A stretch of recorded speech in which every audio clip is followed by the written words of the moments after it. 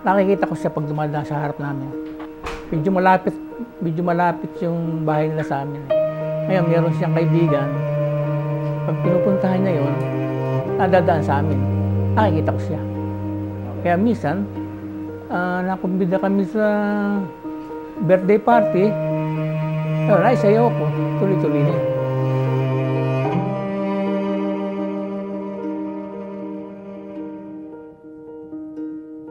At ngayon nga, talagang binalak ng mga anak ko na makauwi para lang muli magkita-kita kami.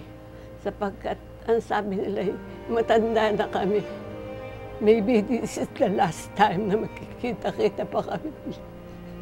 So sana, mawala man kaming mag-asawa, ipagpatuloy ng isa't isa ang pagsusunuran at paggagalangan sa isa't isa. Ipagkalooban ng Ama ang magagandang kapalaran, mapagtapos din ang kanilang mga anak, mabigyan ng magandang bukas para